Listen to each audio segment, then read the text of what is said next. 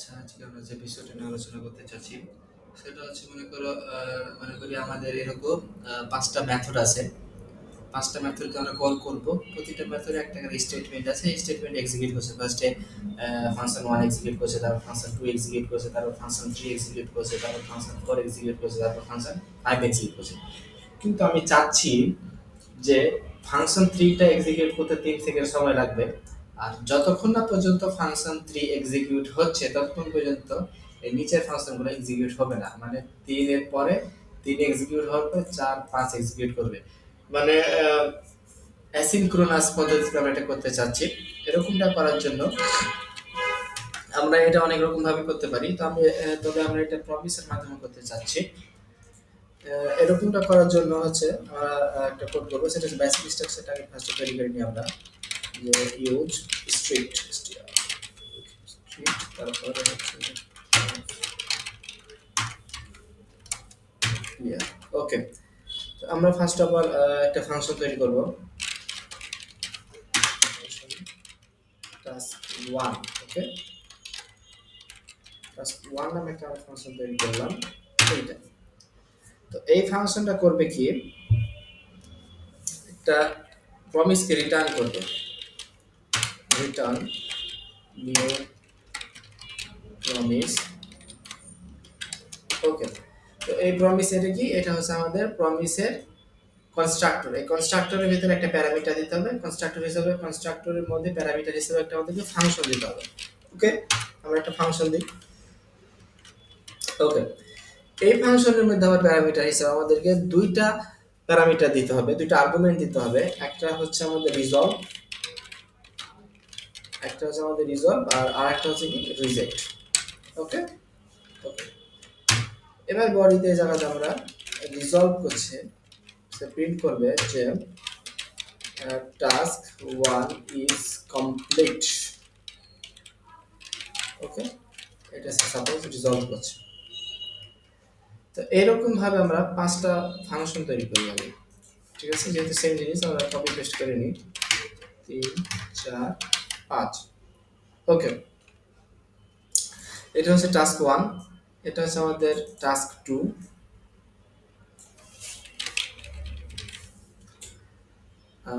এটা হচ্ছে আমাদের টাস্ক 3, টিচার, এটা হচ্ছে আমাদের টাস্ক 4, এন্ড লাস্ট এটা হচ্ছে আমাদের টাস্ক 5। Okay, that's it. এবার আমরা কি করব, এই জিনিসগুলো ভিতরের স্টেটমেন্টগুলো আমরা চেঞ্জ করে দিই। এটা হচ্ছে আমাদের 2, এটা হচ্ছে আমাদের 3, এটা হচ্ছে আমাদের 4, এন্ড এটা হচ্ছে আমাদের 5। ওকে, এবার আমরা কি করলাম, এখানে যদি একটু রিক্যাপ করি, যে এখানে আমরা 5টা ফাংশন তৈরি করলাম। প্রতিটা ফাংশন একটা করে প্রমিস রিটার্ন করছে। তো প্রমিস কনস্ট্রাক্টর আমাদেরকে প্যারামিটার হিসেবে একটা অ্যানোনিমাস ফাংশন দিতে হবে, এবং সেই ফাংশনের প্যারামিটার হিসেবে দুইটা প্যারামিটার দিতে হবে। সেটা হচ্ছে একটা রিজলভ আর একটা হচ্ছে রিজেক্ট।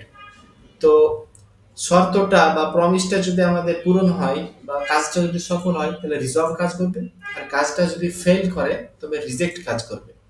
ঠিক আছে, তো এরকম ভাবে করলাম। এখন আমরা কি করব, এই টাস্ক 1 ফাংশনটাকে আমরা এবার কল দিব। ঠিক আছে, এই টাস্ক 1 কে আমরা এবার কল দিতে চাচ্ছি। টাস্ক 1 ফাংশনটা কল দিলাম। টাস্ক 1 ফাংশনটা যদি কল দিই, তো এই জায়গাতে যাবে, যাওয়ার পরে এই ফাংশনটাকে আমরা কল দিলাম এবং রিটার্ন করছে একটা প্রমিস। এই প্রমিসটাকে আমরা কি করতে চাচ্ছি, এবার টাস্ক 1 কে কল দিলাম। এটার পর আমরা যদি দেন কল দিলাম, কল দেওয়ার পরে সে যখন রিটার্ন করবে, সে রিটার্ন করা ভ্যালুটা এই দেনে আসবে। তো কেউ এখানে কি করবো, আমরা এখানে আবার প্যারামিটার দেনের মধ্যে প্যারামিটার হিসেবে একটা ফাংশন দিতে হবে। ফাংশন ওকে, এখানে সাপোজ আমাদের ওই মেসেজটা আমরা নিচ্ছি।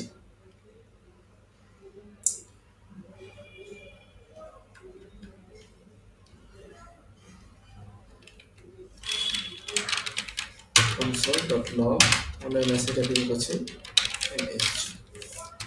এটুকটা লিখলাম, মানে কি হলো, এখানে আসবে টাস্ক 1 কল করলাম, কল করার পর এখানে এই প্রমিসটা রিটার্ন করছে। এই প্রমিসটা যদি রিজলভ হয় তাহলে এই দেনের এই পার্টটা কাজ করবে। তো এই দেনের এই পার্টে কি কাজ করছে, এই মেসেজটা আমরা প্রিন্ট করে দিচ্ছি। এটুকটা যদি আমরা দেখি, তো আমাদের এই যে টাস্ক 1 কমপ্লিট, মানে এটা কাজ করেছে। ওকে, এরপরে এরকম ভাবে এটার পরে কি হবে, এটার পরে আবার আমরা ধরে দেন, এবার আমরা কি করবো, টাস্ক 2 কে কল দেবো আমরা, টাস্ক 2। ওকে, টাস্ক 2 কে কল দিলাম। টাস্ক 2 যদি রিজলভ হয় তাহলে সেটা এখানে প্রিন্ট করে দেবে সেই মেসেজটা। আবার টাস্ক 2 যদি কমপ্লিট হয়ে যায় তখন আমরা কি করবো, টাস্ক 3 কে কল দেবো। তাহলে দেন টাস্ক 3, টাস্ক 3 যদি কমপ্লিট হয়ে যায় তো মেসেজটা প্রিন্ট করে দেবে।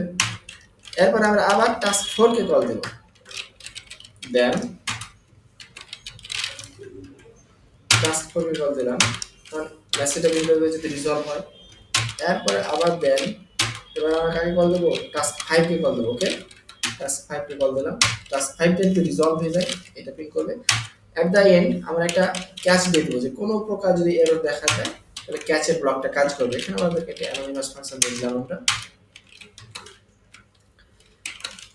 এখানে একটা অ্যানোনিমাস ফাংশন দিলাম, ফাংশনের ভিতরে সাপোজ আমরা একটা প্যারামিটার পাস করে দিলাম, সাপোজ একটা প্যারামিটার দিলাম এরর নামে।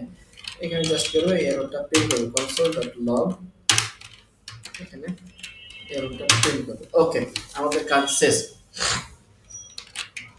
আমরা দেখি এই যে task 1, task 2, task 3, task 4 and task 5 সবগুলো এক্সিকিউট হয়েছে। তো জিনিসটা কিভাবে কাজ করছে আমরা যদি দেখি, এখানে আমরা 5টা ফাংশন তৈরি করলাম, এটা টাস্ক 1, এটা task 2, task 3, task 4 and task 5। হ্যাঁ, তো এখানে এই জিনিসটা হচ্ছে আমাদের মেইন জিনিস, এইটুকটা বোঝা দরকার। তো এখানে হচ্ছে কি, আমরা ফার্স্ট অফ অল টাস্ক 1 এই ফাংশনটা কল করলাম, টাস্ক 1 ফাংশনটা কল করলাম। টাস্ক 1 ফাংশনটা যদি রিজলভ হয়ে যায় দেন এই জিনিসটা কাজ করো, এই জিনিসটা প্রিন্ট করো। এই জিনিসটা প্রিন্ট করার পরে দেন টাস্ক 2 কে কল করো, দেন এই মেসেজটা প্রিন্ট করো। দেন টাস্ক 3 কে তুমি কল করো, টাস্ক 3 যদি রিজলভ হয়ে যায় দেন এই মেসেজটা প্রিন্ট করো। দেন টাস্ক 4 কে কল করো, টাস্ক 4 যদি রিজলভ হয়ে যায় দেন এই মেসেজটা প্রিন্ট করো। মানে কল দেন মেসেজ, দেন কল, দেন মেসেজ, দেন কল, দেন মেসেজ, মানে একটার পর একটা, একটার পর একটা এভাবে চলতেই থাকবে, চলতেই থাকবে। এখন এখানে তো একসাথে সবগুলো এক্সিকিউট হয়ে গেছে, তাই না? এই যে 1 2 3 4 5। এখন আমি চাচ্ছি যে টাস্ক 3 কল হইতে 3 সেকেন্ড টাইম লাগবে, মানে এই ফাংশনটা কাজ শেষ করতে বা এই ফাংশনের কাজ শেষ হইতে টোটাল 3 সেকেন্ড টাইম লাগবে। 3 সেকেন্ড পরে এই কাজগুলো এক্সিকিউট করবে। এরকমটা করার জন্য আমরা কি করব, এখানে তো ফার্স্ট অফ অল আমরা রিটার্ন করে দিয়েছি, এটার বডিতে আমরা একটা কল দিব, একটা ফাংশন দিব, সেটা হচ্ছে কি set time out. Okay, set time out, set time out ফাংশনে আমরা কল দিলাম।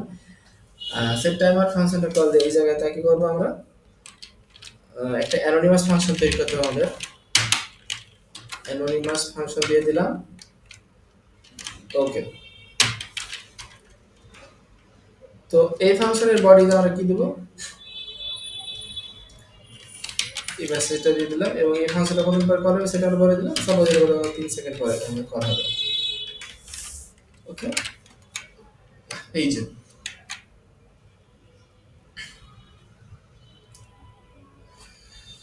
অ্যাকচুয়ালি এটা এখানে হবে না, একটা মিস্টেক হয়েছে, এই জিনিসটা হবে এই জায়গাতে।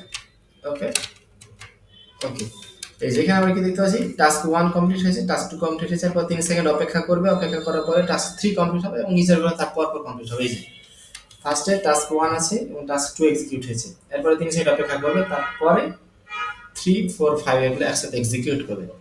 এখন বাই চান্স এগুলো এখানে তো প্রত্যেকটা রিজলভ হয়েছে, তাই না?